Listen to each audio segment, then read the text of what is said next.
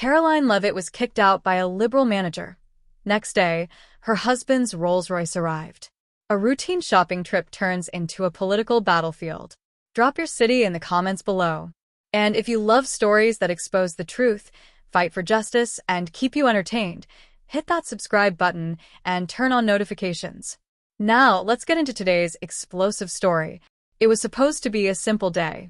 Karoline Leavitt, the youngest White House press secretary in U.S. history, was out shopping for a new luxury vehicle with her husband, Nicholas Riccio, a wealthy and influential real estate developer. The couple had been searching for the perfect car, something that combined elegance with power.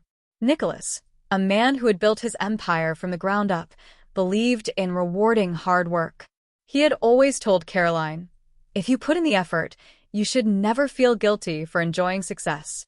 They decided to visit one of the most exclusive car showrooms in Washington, D.C. This wasn't just any dealership. It was known for catering to the political and business elite. Senators, CEOs, and Hollywood celebrities had all walked through those glass doors. But what happened next was a moment neither of them would ever forget. The manager who let his bias show. As soon as Karoline and Nicholas entered the showroom, the air shifted. Sales representatives whispered to each other. A few customers cast sideways glances. And then came the manager. A tall, thin man in his mid-40s, wearing designer glasses and a smug expression, approached them. The name tag on his crisp blue suit read Liam. He didn't greet them with enthusiasm. Instead, he crossed his arms and spoke in a flat, uninterested tone. "I'm sorry, but we don't serve people like you here." Silence. Karoline blinked. Nicholas raised an eyebrow. "Excuse me?" Karoline asked, keeping her composure. Liam smirked. "I know exactly who you are. You work for Trump. This showroom does not support that kind of ideology." Nicholas stepped forward. "And what kind of ideology is that exactly?" Liam exhaled sharply, as if annoyed that they weren't immediately leaving. "We serve progressive, forward-thinking customers. We don't do business with people who stand for hate." There it was. The same tired narrative Karoline had heard 1,000 times. The assumption that because she was a conservative woman, she must be the enemy. She had debated journalists, taken on White House correspondents, and faced down hostile press rooms. But this was something else. "We'll take our business elsewhere." Nicholas took a deep breath and placed a protective hand on Karoline's back. "We came here to buy a car, not a political lecture."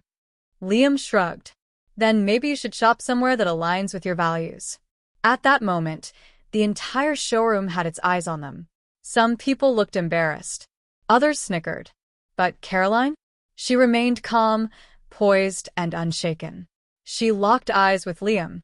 "We'll do just that. And trust me, you'll hear about it." With that, she turned on her heel, and Nicholas followed her out. But this wasn't the end of the story. It was just the beginning. The Rolls-Royce that made a statement. The next morning, the dealership received an unexpected guest. Right in front of their glass-paneled showroom, a Rolls-Royce Phantom, one of the most luxurious cars in the world, pulled up and parked directly at the entrance. It wasn't just any Rolls-Royce. It belonged to Nicholas Riccio. The car was a statement of power, success, and resilience. A clear reminder that Karoline and Nicholas didn't need that dealership. If anything, the dealership needed customers like them. But the real kicker? A massive custom banner was placed on the windshield. "Success isn't political." Customers entering the showroom stopped in their tracks. Employees peeked out of the windows, whispering. Even Liam, the manager who had turned them away, stood frozen at the sight. The car sat there for hours. By noon, pictures of it were all over social media. Conservative commentators picked up the story, and soon, Fox News, The Daily Wire, and Newsmax were covering it. White House press secretary kicked out of car showroom over politics. Husband responds in the most powerful way. The backlash against the showroom was swift and brutal. The aftermath, and sweet justice. The dealership's phone lines blew up. Furious customers, including some who had been longtime buyers, canceled their appointments. On Yelp and Google reviews, the business started hemorrhaging 5-star ratings. "I was about to buy my third car from here, not anymore." Discrimination is discrimination, no matter who it's against. Kicking someone out for their political beliefs? Disgusting. By the end of the week, the dealership's corporate office had to step in. Liam, the manager, was let go. Meanwhile, Karoline? She walked into a different dealership, one where customer service mattered more than political bias, and bought a brand new Rolls-Royce Cullinan SUV. Paid in full. And the best part? The dealership that rejected her was forced to watch their competitors profit off their mistake. What do you think? Should businesses have the right to refuse service based on political views? Or is this a sign of dangerous political discrimination? Drop your thoughts in the comments below. And if you stand for fairness, free speech, and the American way, make sure to like, share, and subscribe.